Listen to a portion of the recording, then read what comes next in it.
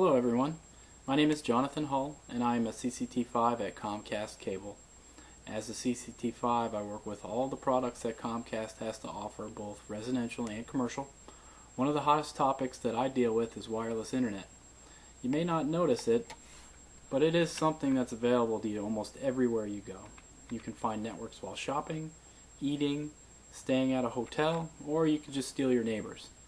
Most times I find that people know how to use it, but don't have a good knowledge base on what creates it, how to verify network availability, how to measure signal strength, or how to troubleshoot your connectivity. All three of these topics are pretty easy to handle if you have someone show you how, and that's why I'm here. So let's get started right at the beginning with your equipment and what it does.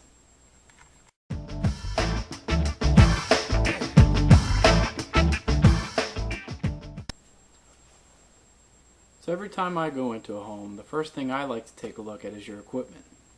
So the customer will typically ask me where I'd like to start, and I'll say I'd like to start at your modem.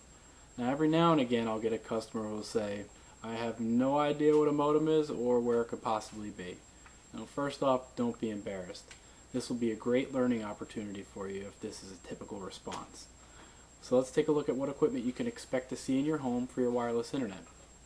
Now first off, you're going to find your modem. Now your modem is what in Comcast's field where your cable would be connected to and where your Ethernet line is. Now that Ethernet line is your output for your internet service. Now since we're talking about wireless internet, there's a couple of different ways that we can create that signal. One way is with a modem and what's called a wireless router. Now your wireless router has several ports on the back.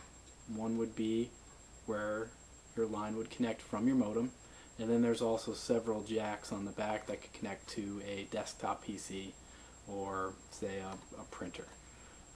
This right here is your antenna. This is what broadcasts your wireless internet. So in this instance you would have your modem and your wireless router working together. Now there's one other example that we work with nowadays, and that is what's called a wireless gateway. It's a little bit bigger, but in essence it's those two pieces of equipment all put into one. And if you take a look at the back, you can see that. You have your cable jack and you have your 4 jacks that we saw on that wireless router. Now what's a little bit different from this one is this one also does telephone, so this wouldn't have anything to do with your wireless signal or your internet. But it's a little bit more convenient for a lot of people because you don't have to worry about extra power outlets, and it's everything all in one. That's why we call this the all-in-one. So you can expect to see either something like this or those two other pieces of equipment in your home.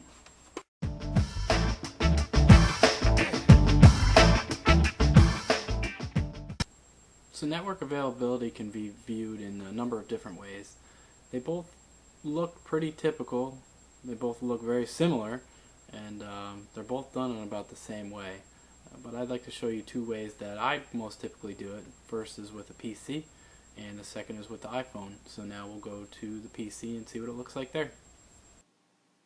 Here is a screenshot of the desktop on my PC at home.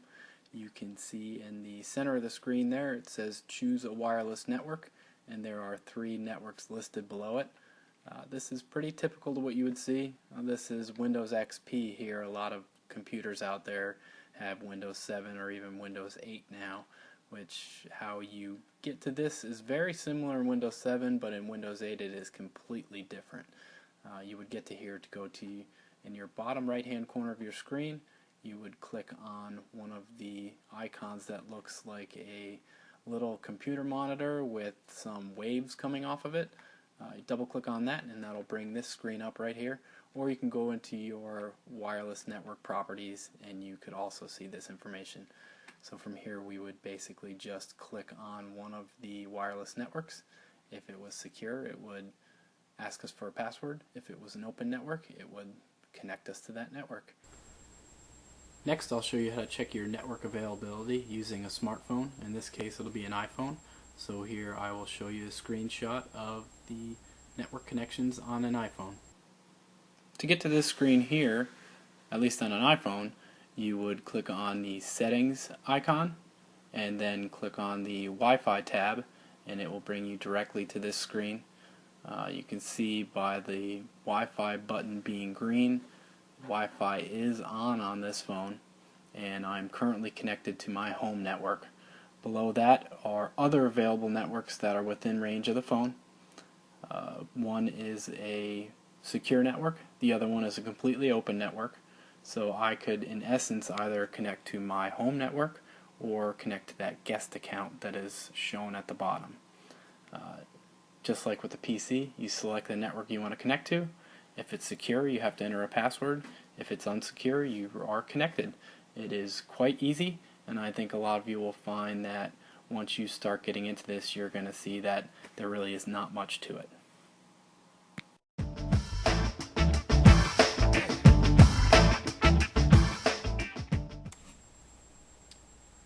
So there are a number of ways to test signal strength in your home.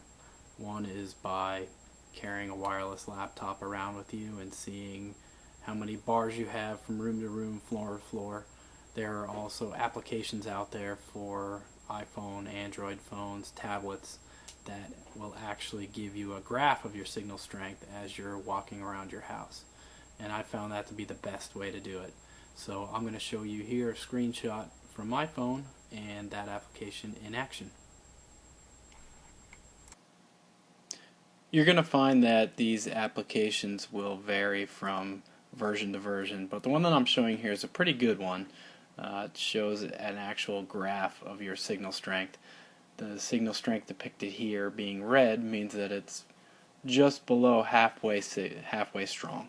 So it's medium range. If your wireless router was located in your basement, this is probably what you would expect to see on your first floor of the home, and would get worse as you go up the stairs and go up into the second floor of your home. So it's a good way for you to figure out the best spot for your equipment, and also the best spot to be able to use your equipment. So applications like that are a great way to try to test your wireless connection in your home. Another great way is to just use your wireless devices like your wireless laptop, your phone, or your tablet. Just take it around your home and you can watch the bars, or you can use that app and you can see how that wireless signal strength can adjust either up or down depending upon how close or far away you are from that router. I think you would find that router location is one of the best ways that you can maximize your wireless connection. Some of the worst places to put it would be either in the top floor of your home or in the basement of your home. You have to get that wireless signal through floors, walls, just to make it through all the points in your home. And you're going to find that you have major dead zones with them being on the extremes of your home. Best place to put it would be in a central location in your house. I think you'll find that your wireless signal will be pretty consistent throughout the home being in an area like that. Another way that you can troubleshoot your connection is just by hooking directly up to your modem. A lot of times customers will say that they have absolutely no wireless connection at all, when it is just a simple wireless network tweak that has to be done. The best way that you can make sure that your modem is actually working, like I said, is to just hook directly up to it. So I'll go back to our wireless gateway here, our all-in-one, and all you would do is take a laptop and plug directly into here. Now if you dig a little deeper, if you're one of those types of people, you can get into the diagnostics on the modem and just verify that your wireless radio is on, or that you may have accidentally changed your password. Any of those things can happen.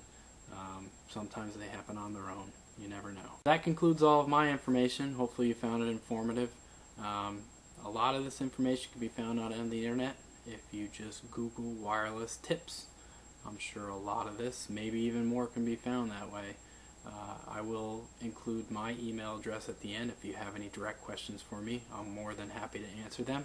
So with that said, good luck out there and have fun.